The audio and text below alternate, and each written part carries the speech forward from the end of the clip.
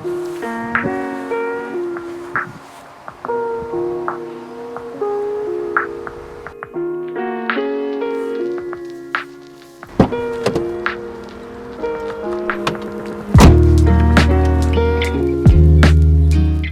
suis allé faire quelques photos du viaduc de Calix là, à Mondeville, à côté de la ville de Caen.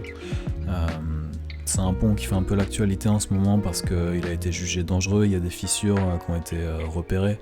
Donc il est en rénovation, il est fermé aux poids lourds. J'avais envie de faire quelques photos parce que c'est un des éléments architecturaux complètement emblématiques de la ville de Caen, avec le CHU. Et le CHU va être détruit aussi d'ici 2025. Donc voilà, c'est des éléments que les Caennais connaissent depuis toujours et qui sont voués à disparaître parce qu'ils sont en train de vieillir. Donc voilà, j'ai fait quelques photos de ce pont à la chambre. Voilà, donc ça c'est une image que je trouvais plutôt intéressante sur le principe niveau composition. Au milieu de cette végétation là, au premier plan, avec le pylône électrique qui vient un peu couper l'image et le viaduc derrière.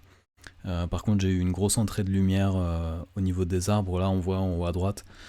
J'ai essayé d'atténuer en passant un peu le pinceau et en allant chercher un peu de contraste, mais on voit qu'il y a eu une grosse entrée de lumière. En fait, le soufflet de la chambre est pas tout à fait étanche. Du coup, à partir du moment où on dévoile le film, il faut absolument laisser un voile noir pour pas que ça prenne la lumière, ce que j'ai oublié de faire sur cette photo.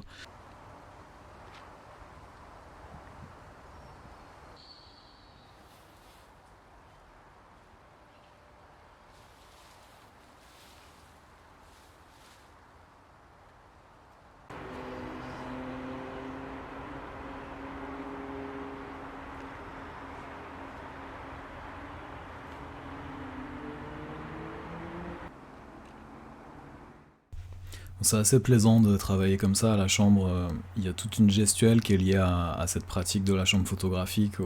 C'est presque un cérémonial. Le fait de charger ses châssis, de mesurer sa lumière, de dévoiler son film, exposer. Puis il faut être très concentré parce que toute erreur peut complètement... ça fait foirer tout ce qu'on est en train de faire. Donc il y a un côté presque un peu méditatif. Il faut être très concentré.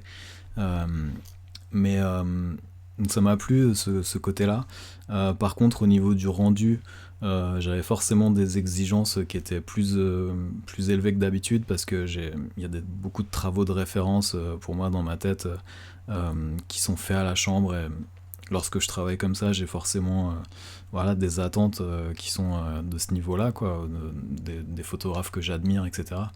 Donc j'ai été un peu déçu de ce que j'ai fait, mais je pense il faut s'investir assez longtemps dans cette pratique pour commencer à avoir des résultats qui nous plaisent vraiment. Parce qu'il y a beaucoup d'endroits où on peut faire des erreurs, notamment à la numérisation, etc.